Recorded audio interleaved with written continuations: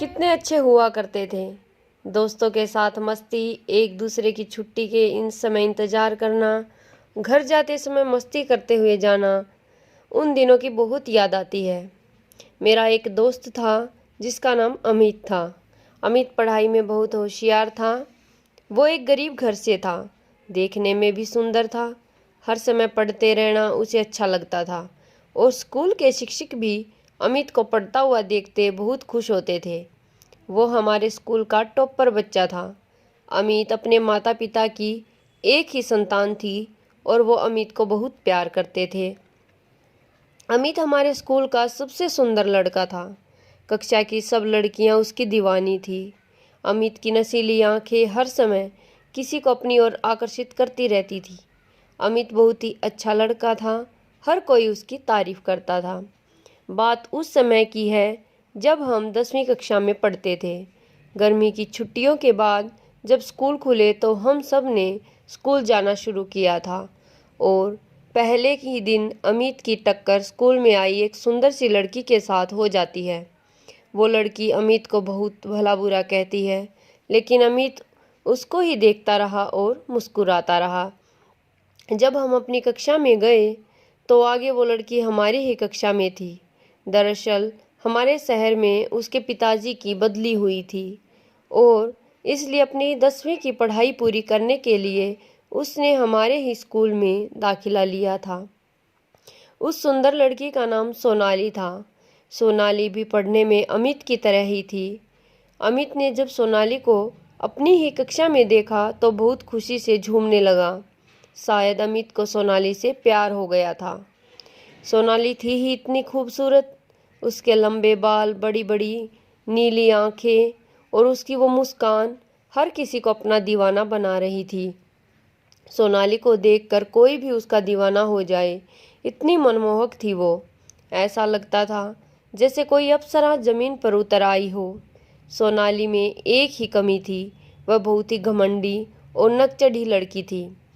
कक्षा में अमित का हमेशा ध्यान सोनाली पर ही रहता था और छुट्टी के समय भी गेट पर सोनाली का इंतजार करते रहता था। सोनाली को इस बात की भनक भी नहीं थी कि अमित उसे पसंद करता है। एक दिन जब अमित के दोस्तों ने मजबूर किया कि वह जाकर सोनाली को प्रपोज करे, तो अमित भी बहुत हिम्मत जुटाकर सोनाली के सामने जाकर खड़ा हो गया और उसके सामने दोस्ती का प्रस्ताव रखा। लेकिन सोनाली बहुत ही गुस्से से बोली कि मैं तुम जैसे मिडिल क्लास लड़कों से नफरत करती हूँ, और यह कहकर वहाँ से चली गई। अमित एकदम टूट गया था। वह चुप चुप रहने लगा था। ना दोस्तों के साथ मस्ती, न ही अब वो सोनाली को देखता था, बस अंदर ही अंदर रोता रहता। एक दिन जब शाम को अमित उसके पास की दुकान पर घर का कुछ सामान लेने गया तो वहाँ एक औरत भी थी जो काफ़ी थकी हुई दिख रही थी, और जैसे ही वह अपने घर को जाने लगी तो अचानक उनको चक्कर आ गया और वो ज़मीन पर गिर गई। अमित ने जल्दी से एम्बुलेंस को फ़ोन किया और उन्हें हॉस्पिटल ले गया। जैसे उस औरत को थोड़ा होश आया तो उसने अमित से कहा, बेटा मेरे घर वाले परेशान हो गए होंगे, उन्हें फ़ोन करके बता दो कि मैं यहाँ हूँ। अमित ने उस औरत से घर का नंबर लिया और फ़ोन किया। फ़ोन एक लड़की ने उठाया जो और कोई नहीं बल्कि सोनाली थी, और वो औरत सोनाली की माँ थी। सोनाली अपने पिताजी के साथ हॉस्पिटल में पहुँच गई थी।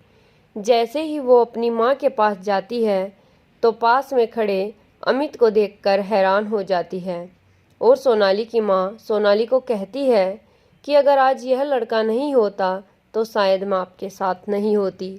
माँ की यह बात सुनकर सोनाली रो पड़ती है। अमित सोनाली के माता पिता को प्रणाम करके घर वापस आ जाता है। दूसरे दिन जब अमित स्कूल में पहुंचता है तो सोनाली गेट पर उसका इंतज़ार कर रही होती है। अमित जैसे ही उसके पास पहुंचता है वह अमित का हाथ पकड़कर अपने साथ स्कूल से बाहर ले जाती है और उससे माफ़ी मांगती है। अपनी उस दिन की गलती के लिए अमित उसे माफ़ कर देता है।